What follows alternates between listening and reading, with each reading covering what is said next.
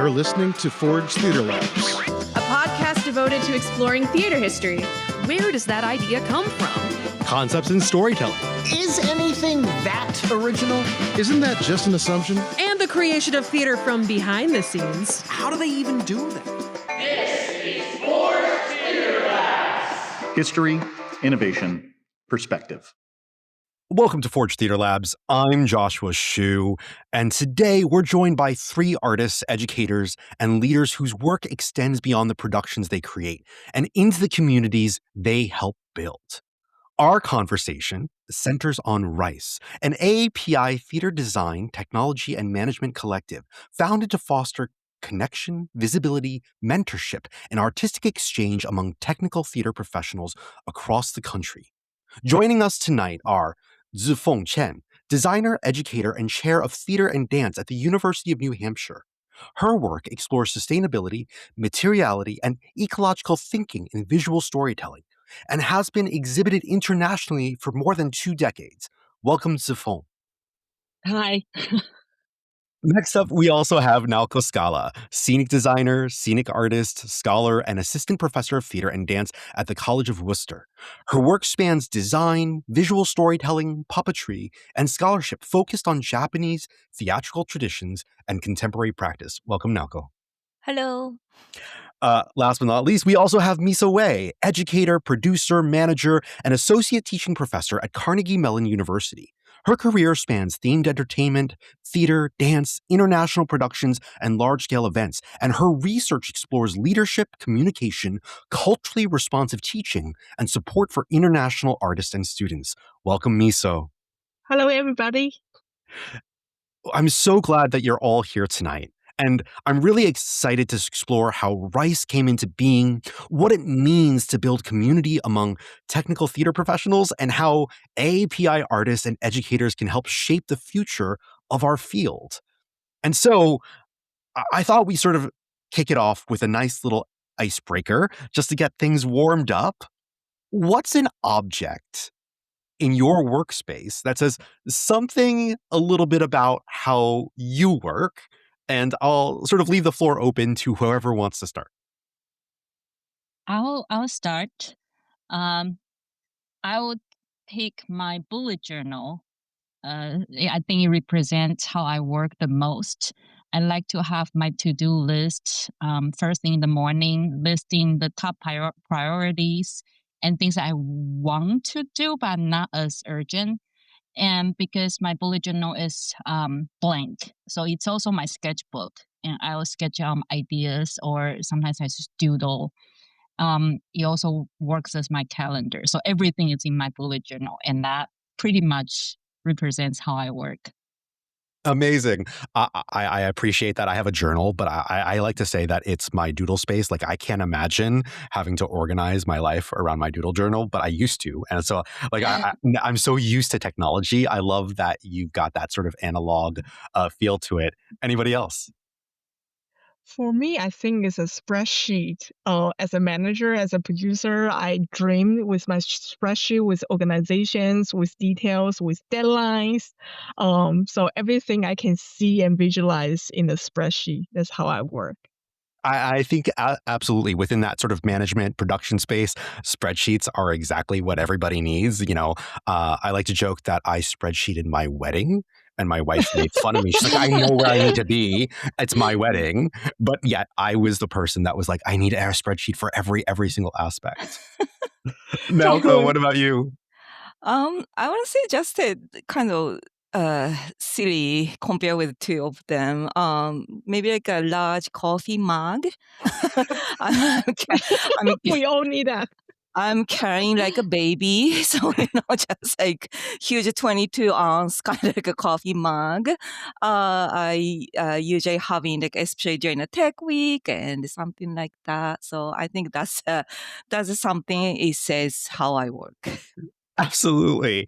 I think all of us, use these sort of specific tools because we spend our lives building worlds.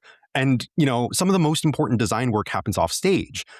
And so I'm really excited to sort of explore how R.I.S.E offers an opportunity think about the way we organize design, organize technology, organize management, not simply as an artistic practice, but as a way of creating relationships, networks, and pathways for future AAPI artists. And so I really want to sort of focus on tonight is what becomes possible when artists come together with that larger purpose in mind. And so I think I'd start with you, Szu-Feng. What was that sort of initial spark that led to R.I.S.E? Well, I think it all started when we, the three of us, hosted a session at USITT. And USITT is United States Institution of Theater Technology, is the largest conference in the world in our field. And that session, we were focusing on helping international students, helping them navigating post-graduation opportunities and how to navigate the immigration process. And we all share our experiences. And there were a lot of attendees stayed on and just kept asking questions to us. And then we felt as international artists ourselves, and especially we are all female artists. And we've been here in the States for quite a while, and we felt we could share our experiences to support the bigger community, especially now we have gone through the hiccups and the ebb and flows, and why not help the people like us to have a smoother journey, and then maybe find a comfort space that we can all share our stories and support each other. So that's I think that's how it started. Incredible, incredible. I think it's always these sort of conversations that are sort of unintended that lead us to this. How did it sort of become a place where you began imagining this as something larger than a conversation, than just a simple mentorship, like that we needed to sort of establish an organization? I think that credit goes to Naoko. She was the one that basically pulled the all three of us together after the conference and then said, why don't we do something? It's literally, it was like a hallway conversation. She just got us together, and then we just start planning. And she was right on track and starting creating documents and ideas and everything the week after. So I think that's a perfect segue to hand my mic to Naoko for her to share her thoughts. Absolutely, Naoko. Yeah. I want to share her exact word is the Hispanic people are doing something. We need to do something. So Naoko, what excited you most about, obviously you saw other communities sort of bringing each other together. What excited you most about bringing API theater practitioners together through R.I.S.E? So the idea is like, as they mentioned, I saw the presentation of the it's called the REM, REM, Red Escénica Migrante, for Latin America and Spanish-speaking immigrant students and professionals. And I just kind of so inspired because I'd like to do something same thing to the my community, like API students especially, and also early career professionals, because I bet the Miso and the Szu-Feng kind of having a similar experience. When we came to the United States as an international student, there's no guidance or anything, especially in the theater design technology side of it. So it's a little bit difficulty other than just a language barrier. And then I just kind of want to do something. Pretty much, that's kind of it. I just I can't stay as it is. I just said the younger professionals, their struggle, if we can help some way, and kind of similar things, kind of I'd like to create some good safe space and comfortable community for them. So that's kind of the first thing in my mind.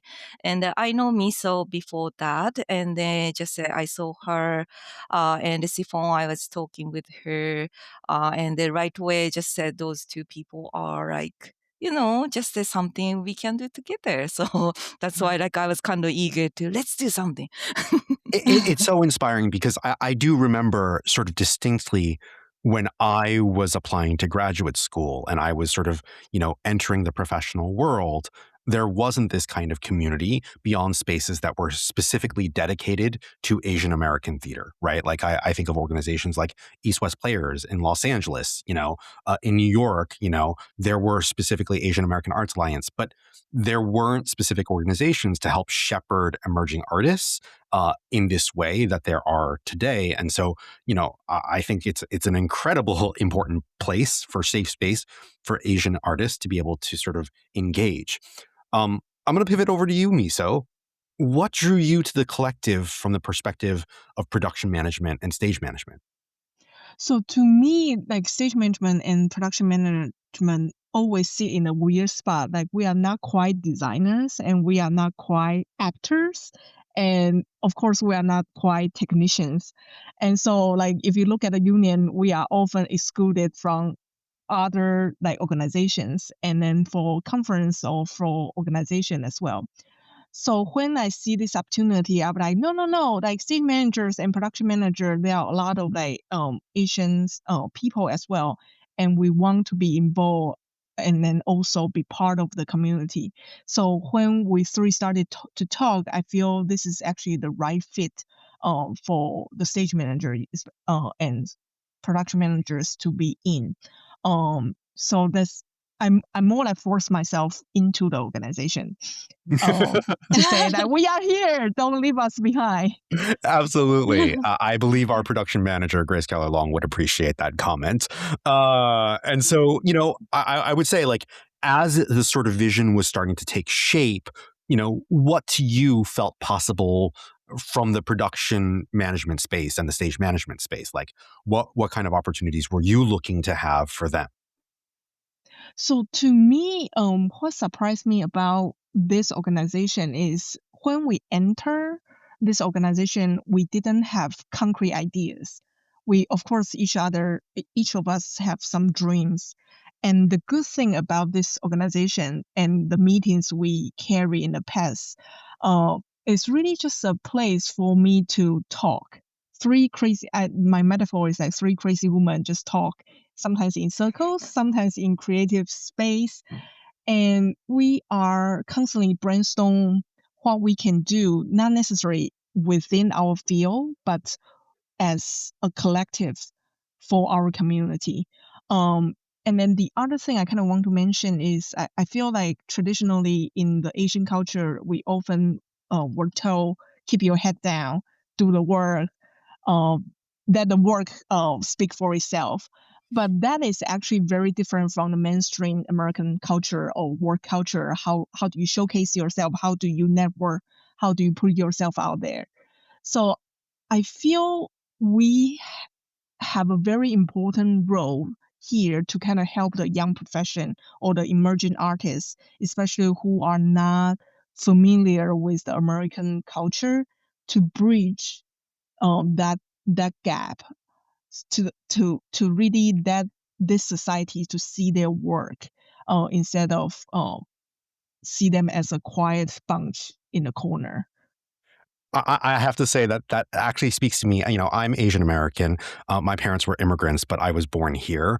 And like, that was very much their philosophy that they instilled in me as well. And so like, I was like, I'm going to go to grad school and then I'm going to get out and I'm going to get a job. And then like, it's going to be just like, keep my head down, do the work.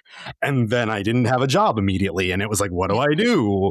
And nobody had the answer for me. And so like being able to sort of fill in that space is incredible. Just opening it up to everyone for a moment, I want to highlight that there are many organizations out there that support theater professionals, including technical theater professionals, things like USITT. What unique role do you envision R.I.S.E will play within that larger ecosystem in the coming years? I can continue with this. So when we started to talk about this organization, we actually did a little bit survey because we kind of don't want to repeat what is already out there. Out of our surprise, there's not a single organization that is basically focusing on API technical theater professions. That there are like API performer groups, there are API like producer or more like director group. But if you look at like let's say people behind the scene, we really couldn't really identify an organization that is out there. Maybe there is. If there is, please reach out. We can connect. And that's really like inspire us to start a place for the people who don't have a place to go, basically. That's fantastic. Thank you for doing that. In terms of sort of like actual execution of like, programming, like what sort of services do you imagine you might offer in the coming years? Because the reason we started was the yearning to help younger professionals and emerging artists. So our thought is starting the earlier years, we'll be focusing on developing pathways to maybe also have the mentorship programs to help with young API professionals or recent graduates to help them build their resume and make networking or practice interviews, prepare portfolios. Basically, we hope that we can gather API designers and technicians that who are already in the field to come back and help give feedbacks to the younger ones. That's something that we felt strongly that we want to develop, and hopefully it will mature and become something that can not only it's a pathway or pipeline, but also start making connections for everyone. So like building a family, basically. Of course, a very large extended family. A very large family, and especially like Miso said, that we Asian people tend to be more reserved and quieter, and we don't want to ask for help. So we want to make sure that this is visible, that you don't have to ask for help. We are providing this for you, and see if we can attract more people to join us. Because the first step is, of course, we have to start building our the members and the community.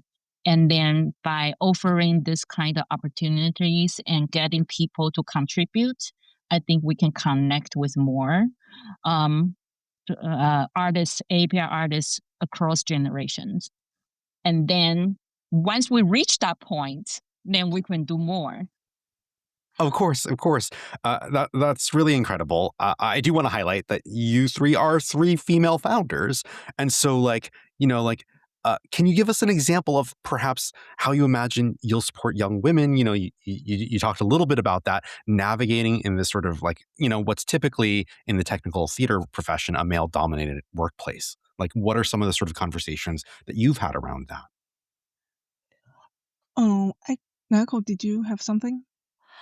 Yeah, just kind of like the how can I say, so it's kind of more like the feels like the family or like a place to, like we hopefully our community on the R.I.S.E community is kind of their kind of key point. So like whenever they have some question, but it's hesitate to asking the other people in the school. For instance, 'cause some of them in the USITT conference, they mentioned that she's the only person in the department, the Asian. And so she doesn't have any mentor. She doesn't have anyone to talk about some kind of like the simple questions, but like just they hesitate to ask questions. And so in the just their, just their culture, and it's asking a question to the professor, for instance, it's a little bit difficult for them. But so like if we have some sort of kind of like the mental home or like a second home for them to kind of make it them strengths. So like, yeah, well, I'm the only person here, but I have another community to go back, and just asking anything, and then we try to making some sort of kind of comfortable space for them to, yeah. And also like just kind of again, just kind of making sure we need to kind of highlight of we'd like to making the R.I.S.E itself as information hub. So just kind of resources and the API artists, designers, technicians, managers, focus resources, or even like API playwrights, kind of the books and the translation, all that stuff. Those resources for something they can kind of seek for. And also we'd like to kind of develop in a network between the API theater designers, technicians together, especially like, the younger artists and the senior artists are connecting together. So that's a kind of like the ideal goal. I can add a little bit. So Naoko will introduce more about our program this year in a later interview. But basically, we in the coming year we will offer like kind of more specific workshop and conversation space. And then in the workshop, we are the whole entire year we are like focusing on how do you navigate your career, and then focus on female. This is not yet in the program, but what I do with a lot of my Asian students, especially female, I actually talk about their body language, because a lot of body language the Asian female carry back in Asia will be read as humble, but in American culture that will be read as you are nervous, you are not ready, you are not mature, you are not a professional manager. So in a few workshops in the past I taught, you could actually see when I asked them to shift their energy from like their fingers like back to their core, their whole body language really grounded, and then that really gave them a different read on their body language, and that will give them a very different vibe when they walk into the like workspace. And that's one thing I noticed very vividly different from the body language carried in Asia versus in America, and what kind of message we're actually sending out to people.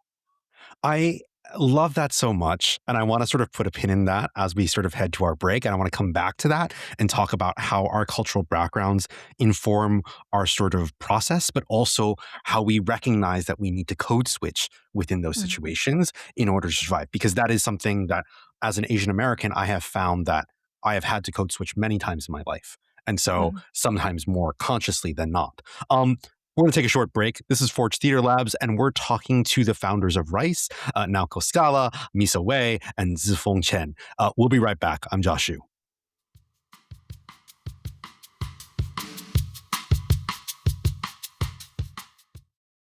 At Forge Theater Labs, we're building bold, imaginative theater, supporting new artists, new stories, and new ways of experiencing performance. We're proud to share that Forge Theater Labs is now a sponsored project of Fractured Atlas, which means your donations are tax deductible and directly support the creation of this podcast, live tapings, and artist-driven projects. If our work has inspired you, made you think, or brought you closer to the theater community, we invite you to help keep it going. You can make a donation by visiting forgetheaterlabs.com for our link to our Fractured Atlas page. Every contribution, big or small, helps us forge new pathways for artists and audiences alike. Thank you for being part of our community.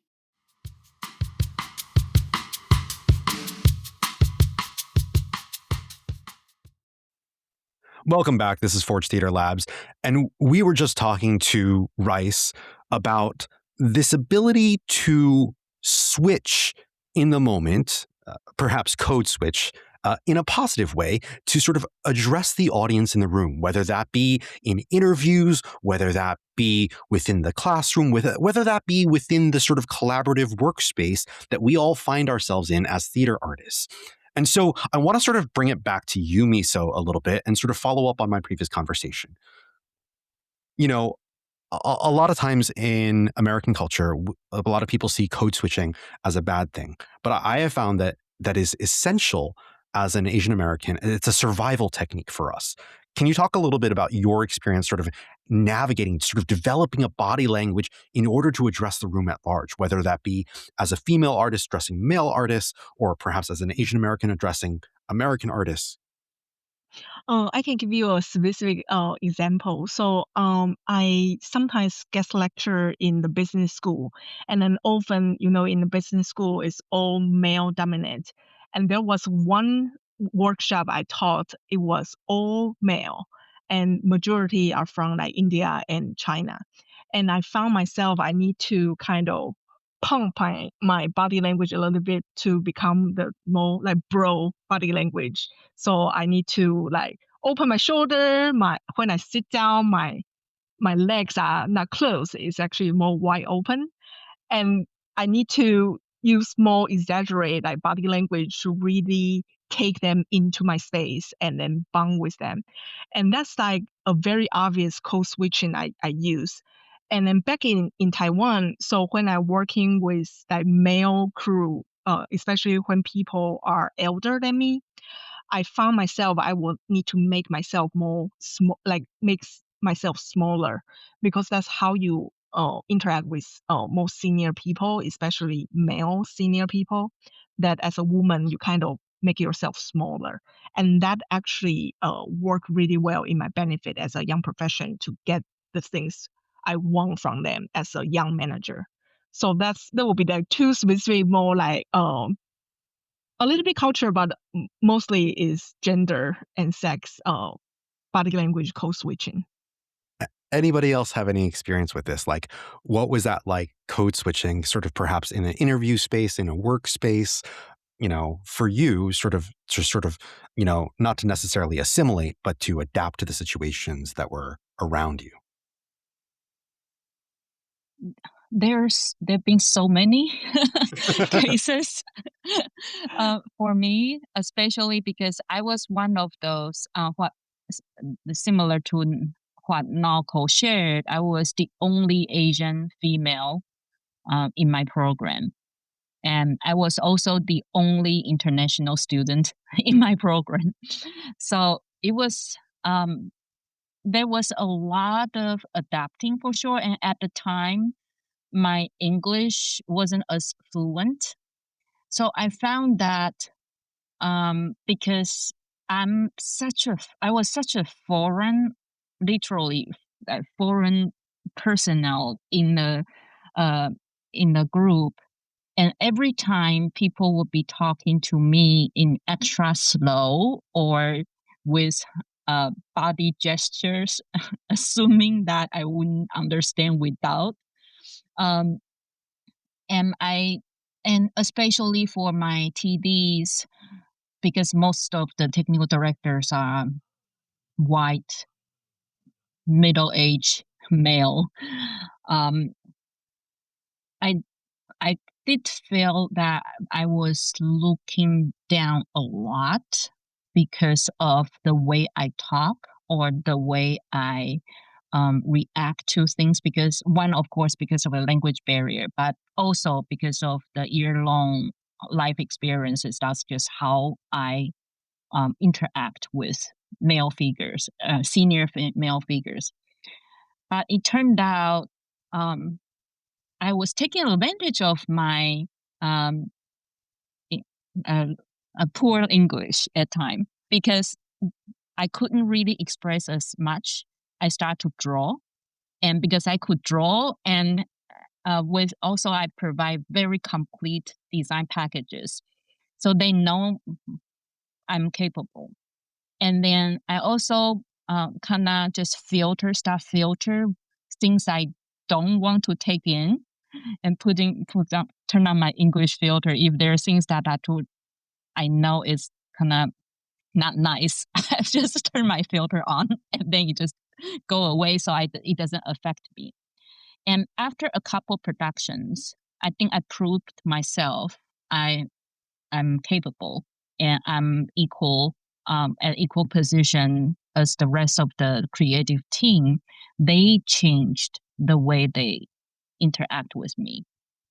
So I think it's not like I had to do code switching right away, but I don't give up. I just slowly and just keep pushing and showing the way I work. And they do appreciate hard workers, because a lot of the work ethic in Asian culture and in American culture is a little different. We are kind of workaholics because we are told or trained to work as hard as possible. And at the time, because of all the challenges, I work even harder. And they saw that, they observe that, and they respect that.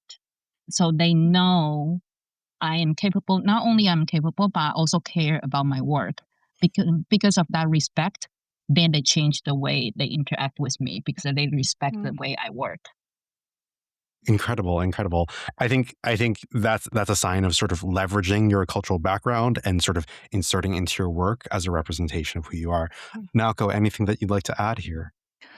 Yeah, also did. I'd like to say I had a similar experience, Szu-Feng experience when I was in undergrad.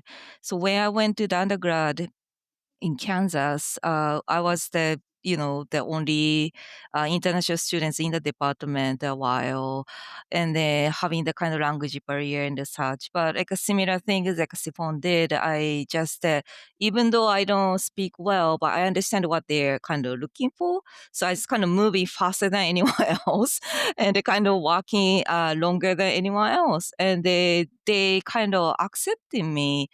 And but also like that, I was lucky enough to the department itself are there welcoming people actually, and it feels like a home. So after graduating from there, I always having feeling of, even though I have a bad experience, for instance, in the different places, but I always remember, but there's one place I can say it is my home and the people are accepting me before, so I can moving forward, because I always having that kind of thing in my heart always. So that's a kind of thing like, just remember, like, how can I say? Even though it's not everyone appreciate how you work, but some people really appreciate you and allow you or accept you. So just kind of like just never give up. Like Sifon said, but just never give up to seeking the someone who appreciate you or value your effort or work. So that's a kind of I'd like to share with you. Absolutely. That's wonderful. I think when we think about code switching, right, sometimes it's about appealing the audience, and other times it's about turning it off, making sure that we leverage our background and leverage our work ethic in order to sort of demonstrate our work. One of the things that I think I remember talking about early on when I interviewed for a job was that culturally I had become so used to sort of thinking in a collective sense that I would only use the word we. I never said I in a conversation. And the producer stopped me and said, "This is your vision. Why are you saying we? I'm not part of this. You're pitching me." And it was an enlightening moment, because that was a moment where I thought, this is the way I think about theater. This is the way I think about collaboration, leadership, storytelling. And so I wanted to sort of turn it over to you. How do you, based on these conversations, your cultural background specifically inform the way you perhaps think about collaboration, leadership, mentorship, storytelling? Yeah, I can jump in. I would say that I am a listener. Because growing up in Taiwan, where people are often very open and comfortable sharing their own stories and everyday life, I naturally just took on the role of listening, and it kind of shaped my sensitivity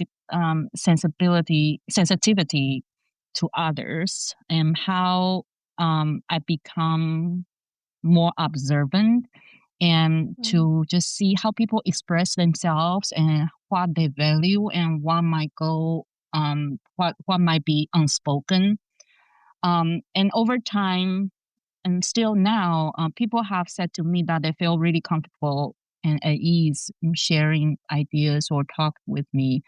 I have students just randomly coming in my office and just sitting on the couch and start telling me how their day started and how they didn't get enough tips because they did a morning shift at a coffee shop and they were so mad, but they just need to vent.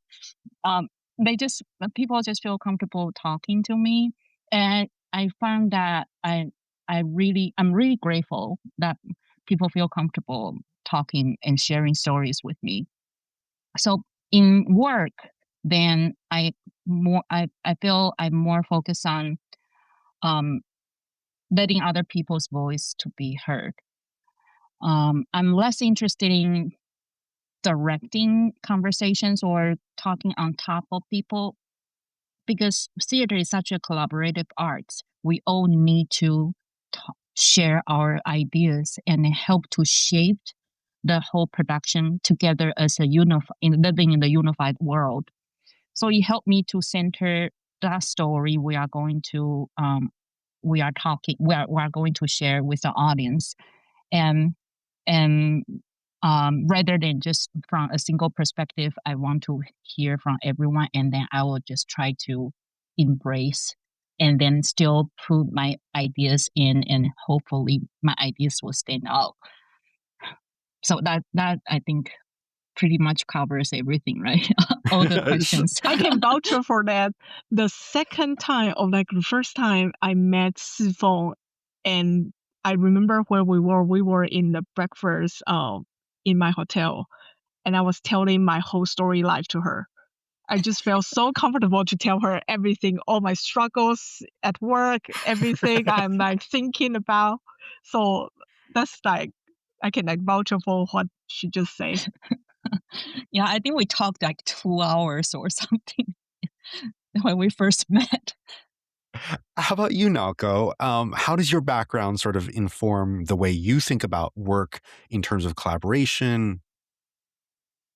Um, so it's kind of similar with what Sifon mentioned. But of course, it's the language barrier as well. But also, like I prefer to advocate or kind of share my thoughts with writing instead of speaking. So but also like I love kind of listening people's kind of stories and kind of thinking through a little bit deeply. So that kind of like actually helps to some students who hesitate to speak in the classroom, even though they, people from United States, like some students having a struggle to sharing their ideas these days. I mean, it's everywhere. But like I just see more and more throughout the years. But like they feel more comfortable to talk with me because of my style of mentorship. Like I'm just more like the hands-on or like a hand-to-hand kind of step-by-step together and kind of learning with them instead of teaching them what to do. So I'm not sure, like maybe like that's kind of coming from maybe like a kind of like the opposite learning process of the Japanese style. So there's a Japanese kind of expression. It's called learn from back. So like, you are learning from someone is doing something, and from back, you are learning because they are not teaching you directly like how to do things. So you just need to learn from my back. That's kind of like the expression in my mind all the time. But at the same time, that's kind of not, how can I say, it's not that it works for some people, but not for everyone, especially in the American culture, I feel. So that's why like I just kind of taking the how can I say, other side of it. So it's kind of like just needs to making sure how much you are understanding of this, and just kind of clearly, like just instead of kind of showing them with the say anything. Maybe sometimes I kind of over explaining things for them when I'm teaching or mentoring, something like that.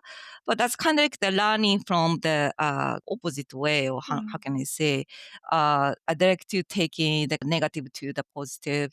So that's kind of my approach. I'm trying to do.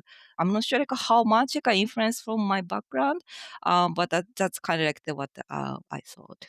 But I do think that, there is something to be said about this idea of like community-based sort of telling is sort of building trust amongst your collaborators.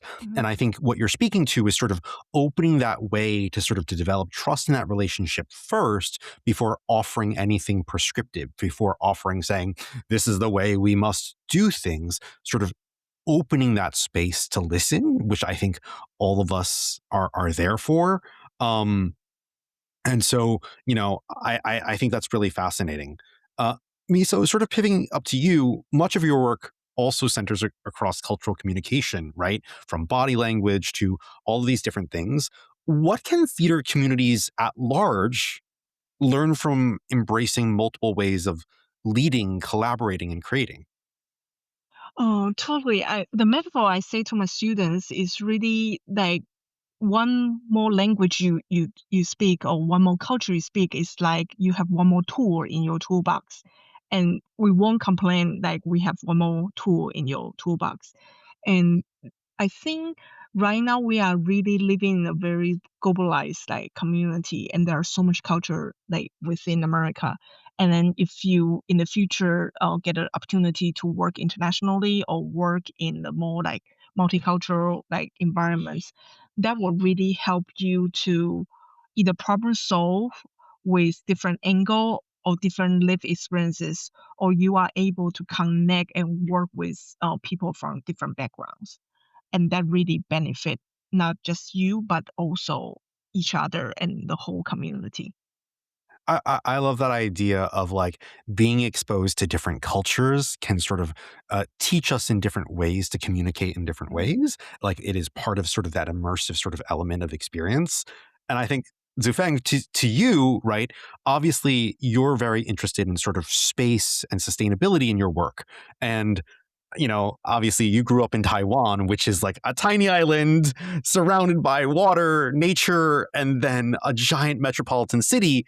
And so my question to you is, how has that sort of shaped your conversation as an artist or educator? Yeah, growing up in Taiwan, like you said, it's always surrounded by some kind of layered um, coexistence, like sitting next to the mountains and one sitting literally right next to each other in the urban area, and food smells overlaying on top of each other.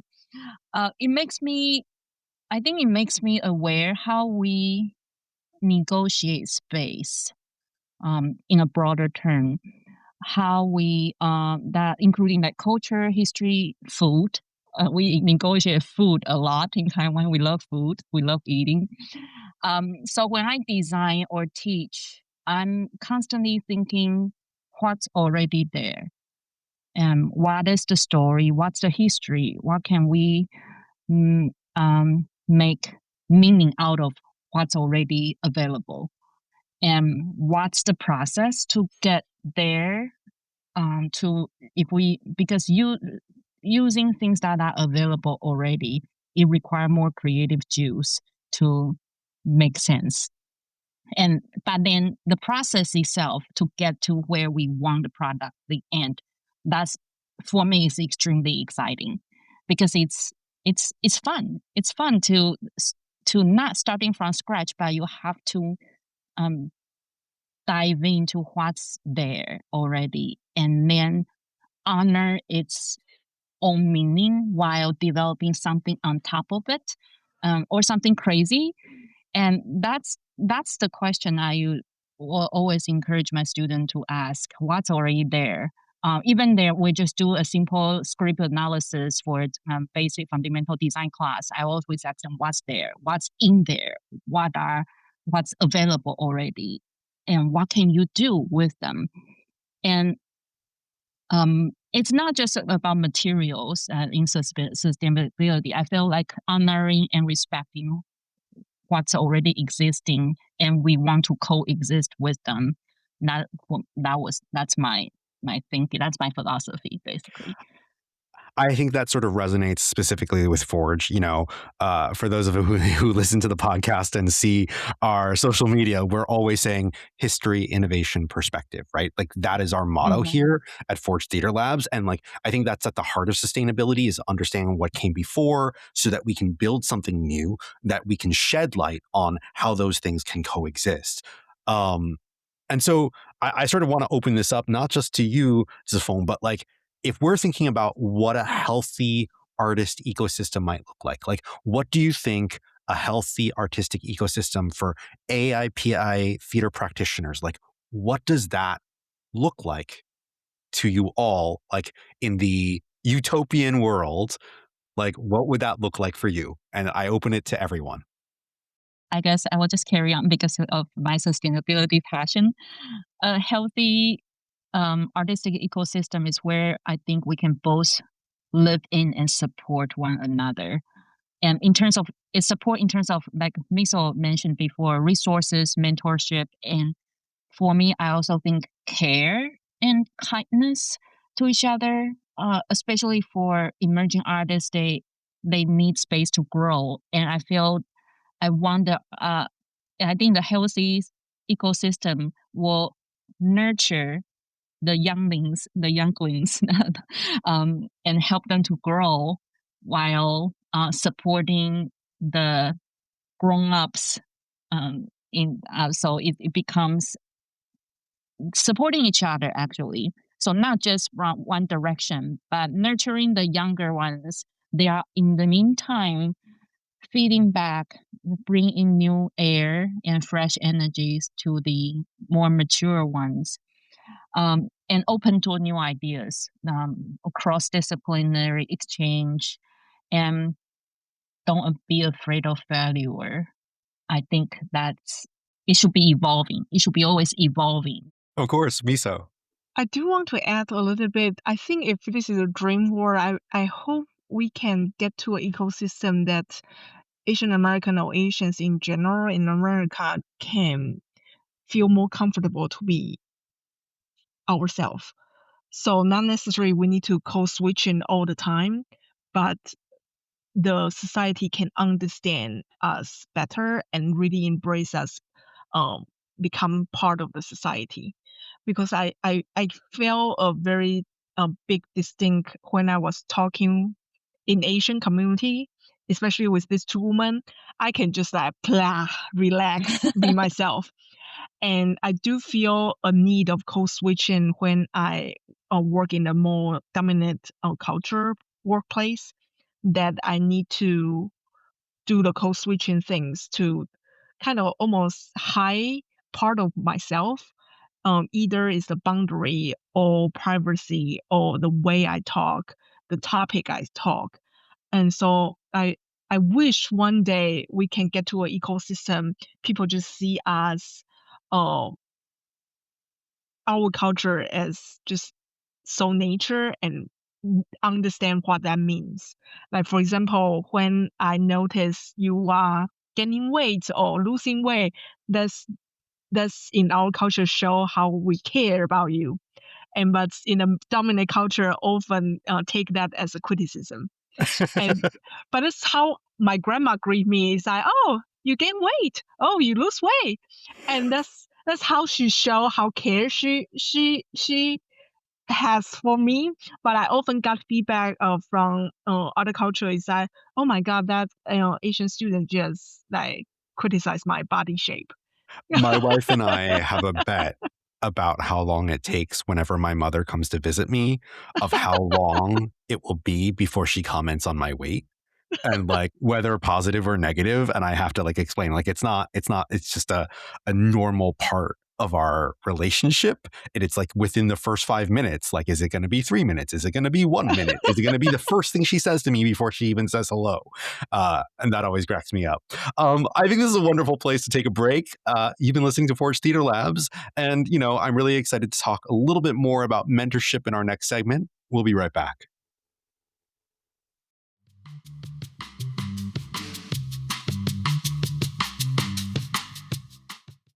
Want to get your brand in front of a passionate, creative, and engaged audience? Forge Theater Labs is looking for partners to sponsor this podcast and join us in bringing bold, innovative theater to life. If you'd like to place an ad right here, reach out to us at marketing@forgetheaterlabs.com. It's a simple, powerful way to support the arts while sharing your message with listeners who care about creativity and community. Again, that's marketing@forgetheaterlabs.com. Let's build something extraordinary together.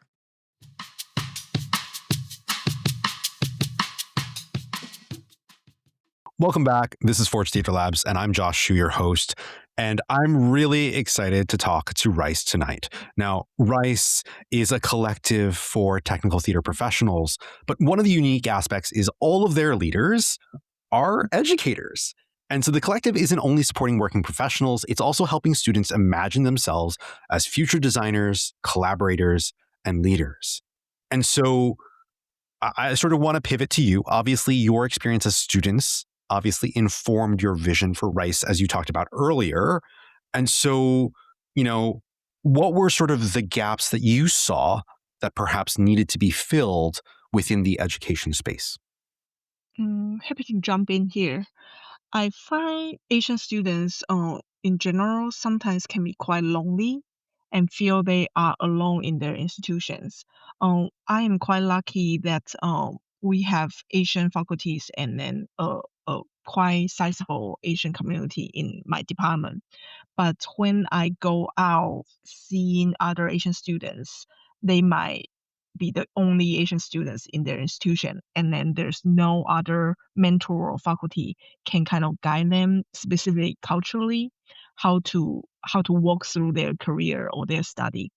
And so our hope is we can provide some extra platform as R.I.S E for them to connect with people who understand their struggle or understand their culture specifically to to tell them you are not alone and you can reach out, and certain things we can even provide tips or our experiences to let them know how to navigate that. Absolutely. I think it's such a sort of, it resonates to my own experience. And so for context, I grew up in New York with a large Asian American population. My family was not in the arts. And so I was a little bit alone, adrift in how to navigate that career. And then I got to grad school and I was 21, the youngest person in my program by about 10 years. And not a single Asian American was in that institution at that time. Mm-hmm. And so I felt completely adrift about how to navigate my career as a 21-year-old director who is just getting started and going in grad school. And, my colleagues, my cohort was a cohort of 2, and my fellow director was in his 40s and then dropped out after the first 3 months. So I was the sole director, the only Asian American director. And the next year they brought in an Asian American designer. And I was like, yes, thank you. Or Asian designer, excuse me. And I was like, yes, thank you. I have someone to speak to that I can connect with. But it was that kind of mentorship model that I wish that were present. And this is hilarious because I went to UCI, right? UC Irvine, which is full of Asian people in the surrounding area, right? And that isn't to say that nobody treated me with respect. Everybody did, but being able to speak to that experience as an artist who is Asian is something unique.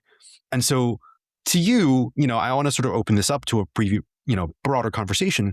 What does it mean for an emerging designer to be able to encounter a professional community while still in training, specifically, from their own cultural background? I would say that for Asian emerging designers or theater technicians, when they decided to come to the States, they already made up their minds because this is not a money-making profession. And this is not something parents understand. So I will say that majority of them, if they are in this profession and they are international students and they are here to learn, they are committed.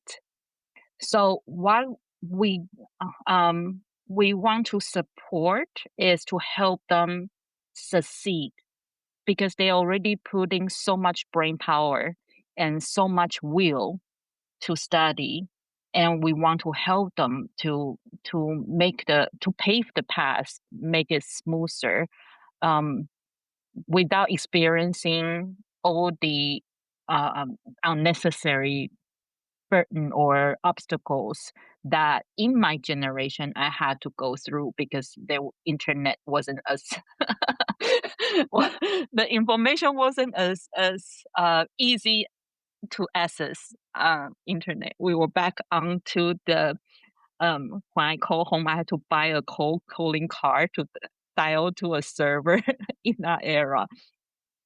But I will say that I'm not worried about Asian API emerging designers' ability to survive or succeed because they already made up their minds, and if they are here, they have the ability. But they may be alone. They may be emotionally more vulnerable. They may be more enclosed inside their shell because they don't know how to crack. So those are the areas that I think we should support to help them, and that's what they need is the little poke the hole and let the light shining, and then they can crack through and connect to the world.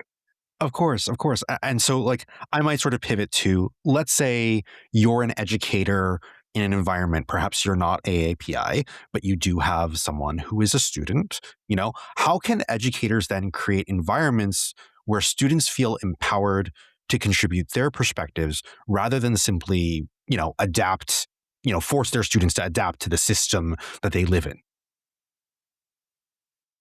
I feel like our representation, like the Asian female designers, technicians, are kind of like the be in a leadership position or design, the kind of work successfully in the United States. It's kind of like I think that's kind of encouraging the students. I feel like when I was a student, when I see the Asian female designers, if I see them like constantly, or if I have the connection or something like that, it might be kind of boost up my like, yeah, I want to be like that, or maybe I can do that because like no one say, so I felt like more yeah, just kind of like the strength or just kind of like the giving the kind of push. So that's kind of like I think it might helps hope.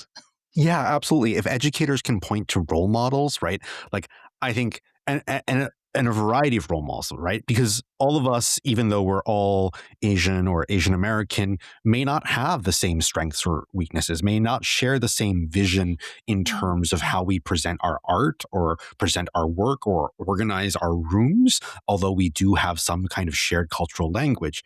And so, there are many directors out there. And so recognizing that just because you have an AAPI student on your hand doesn't necessarily mean that they're going to want to pursue only AAPI driven work. I think, giving them role models to sort of point to. Miso, any sort of insights that you might offer? Oh, I can share something from myself is I found throughout my career, I spent a lot of energy trying to fit in. And then even when I first become educator, I want to be a mainstream professor. And there's almost a hesitation that I didn't bring my full self to the classroom, and the student can sense that. And then it's really until I start to like study culturally responsive teaching method pedagogy that I realize if I don't bring my full self, my full culture, the quirky Asian part of myself to the classroom, then I'm not inviting people like me or people who might also have a subculture to the classroom. And that's really a aha moment for me. And that's also where I start to embrace fully, this is my cultural background, this is how I grow up, this is my personality. And that does influence the way I work, the way I lead, the way I manage, the way I teach. Even they always joke I'm like the most strict like professor in the school, because then now I say in the first class, because I'm like from Taiwan, so I will be very strict. Sorry, this is just my background. And you can see students, once you are being real to them, they embrace what you offer. The second bullet point I will invite other educator are curiosity. That you need to be curious about your students. You need to be curious about something you don't know. So, for example, sometimes I will give an example and I will ask, so what is this case look like in your high school, in your lived experiences? And when people can connect the teaching material with their lived experiences of their cultural background, they start to have light bulb like lit up. And then you will see some mutual understanding of, oh, like for example, sometimes I invite, so what is that like in Florida? And they will be like, oh, in Florida, it will be like blah, blah, blah, blah, blah, blah. And someone from Texas will be like, oh my God, that's the same in Texas as well. And even people like from Korea will shout out, oh, I didn't know like it's so similar like in Korea.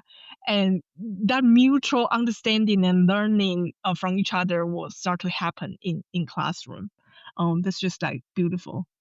And I think that as an educator, previously, I think, there are these brilliant moments where you watch your students shine and they sort of teach you something. They sort of offer a perspective that you Totally. perhaps never considered. And that's what I love working with emerging artists, whereas like that just shook my foundation for my understanding of like perhaps what's resonating right now. And so I might sort of pivot to you, Szu-Feng. What would you say that you see in your young designers that give you optimism for the future? Like what are they bringing to the space right now that perhaps was not there previously? Yeah, I would say over the years, students have changed, especially after COVID. The vibe and the way they learn have changed so much. And one thing that I thought my students taught me is now the feel in theater, it becomes more fluid. It's not as like the roles are not as specific as in the past. There's more interdisciplinary opportunities. Kids are my students. My students are less interested in really defining them in a single role now. They want to do more. They want to try more. That I have my set design students who wanted to do lighting just to try it, to do a small production. I have my just a general theater student wanting to try on doing costumes, and which I really encourage them to do because we are a liberal arts school. We are not a conservatory. So I encourage students to try as much as possible, not only trying to build up their toolboxes, but also once you have experienced that process, then you become more understanding to the role. And then when you work in the future with those folks, then you will have more respect too, because you now know the process behind.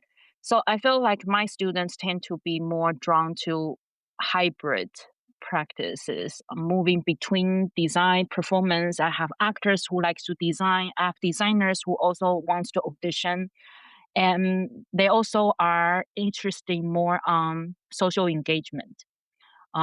We have a social justice group on campus led by our director faculty, and kids are my students. Sorry, students are really, really interested in that. They want to make not art, not just expression, but make it speak for a good cause or make awareness of something.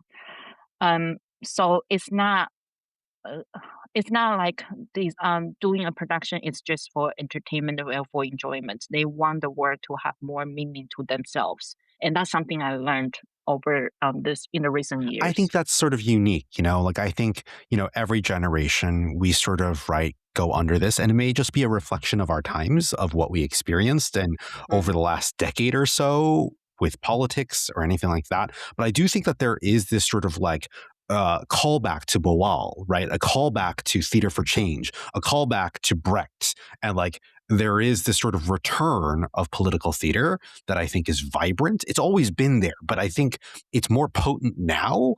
And I've made the case that absurdism is the next sort of round of history that we're going to return to, just because it seems so ridiculous in the times that we live in that we have to keep on saying the word unprecedented that it almost feels like a comic act.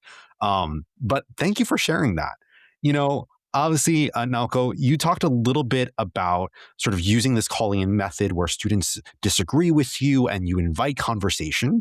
Right. And that has led, previously you said sort of them to feel safe and comfortable to share their creative ideas and works within that classroom. I thought I might pivot a little bit as we sort of close out this round and just sort of talk about what do you hope your students carry with them after they leave your classroom? Thank you for asking me that. That's a really good question. I love. So I directed them to think like a classroom as kind of small community, and it's kind of like the idea of the pay it forward. So when they are going other community, other classroom or any organization they are in or any community they are go, they can share the kind of knowledge and they're developing with my class. So as you mentioned a little bit of the it's called the calling method. Calling method is disagreeing with love and invite conversation instead of kind of calling out or argument. So that's kind of the method they learn at the beginning of the semester. I'm doing those kind of the session every single classes, every single semester. So I'm not just saying that everyone should do it or anything like that. It's kind of more if there's someone in my class, they learn something and they are useful for other classes or other community, I directed them to do that. So that's kind of a thing I directed them to have with them after the class. I think that's such an interesting thing. And it gets me thinking about how I might incorporate that within my production process, within my production meetings, within my design meetings. That's such a fascinating way of just saying, I, as a director, am going to shut up and let you disagree with everything that I just said for the past whatever week. And then we can sort of figure out a path forward from that. I think that's a wonderful way. We have working agreements, we have check-ins, but what if that were part of our process as well? Thank you, everyone. As we close out, you talked a little bit about what you hope for R.I.S.E over the next sort of generation of AIP artists. And so I thought I might turn this to this, which is, what is the most immediate way for our AAPI listeners, students and designers and technical theater production people, stage managers, how do they get involved? So the fastest way is really go on our website and subscribe to our email list. There's not much going on right now because we just ended a crazy semester year, academic year. But we plan to have a 4 upcoming kind of gathering workshop throughout the years to meet each season to start to cultivate this community. And our hope is 10 years down the road, there will be a group of people that know each other, have relationship with each other, and really just a place they can turn to when they need some kind of support or they need someone to talk to. Oh, fantastic. Fantastic. What about you individually? What upcoming projects do you have on the horizon? Anything that you'd like to share? Szu-Feng, let's start with you. Um, well, I've just wrapped up a design for a touring company in Singapore. It's for children's theater for young audiences, and it's for nursery rhymes. So they will carry this illustration book into classrooms to auditoriums and perform and sing with the kids. So that was a design that I just completed, and I'm going to take a break in the summer and go home visiting my family in Taiwan, and which I'm really excited. That's really exciting. You have to take me with you. You're required. It's been many years since I've been. Miso, what about yourself? I'm on the same boat. So I actually just wrap up a position with City Theater in Pittsburgh as associate producer, serving them for the whole season in the last season. So now I'm really looking for a break as well. So this summer I will just spend the whole summer with my kids in LA with my husband. I'm still trying to figure out if we have time to go back to Taiwan to visit family and friends. Exciting, exciting. And Naoko, yourself? I'm currently working on the book manuscript. It's called the Japanese Traditional Theater Architecture, Exploring Theaters with Virtual 3D Technology. So it's the kind of idea coming from during the pandemic, no one can go anywhere, but I'd like to provide some kind of like something that, put the mind off from those kind of like stuck feeling. So why don't I making the 3D virtual kind of model for the non-theater or kabuki theater or bunraku theater, and the students can walk through with a virtual reality. So that's kind of like the idea coming from. But anyway, long story short, so I've been working on, and finally the revision is due end of this month. So hopefully, it's coming, published this year. So that's kind of like the coming up. Well, exciting. All of your bios, listeners, will be available on forgetheaterlabs.com with references and links to all their work. So please feel free to explore that. We'll also put in the show notes a link to sort of sign up for their website and to get onto their newsletter. So that way you can sort of stay in touch with what R.I.S.E is doing. Thank you, Szu-Feng. Thank you, Naoko. Thank you, Miso, for joining us. I find what you all do so inspiring, and that it reminds us that design is not only about the worlds we build on stage, but it's also about the communities we build around the work, the artists we support, and the future we create together. So thank you so much. I'm really excited to see what opportunities you provide for technical theater professionals everywhere. Thank you. Thank you Thank for you for having having us. Thank you, Thank you. Josh. This is Forge Theater Labs, and we'll see you next time.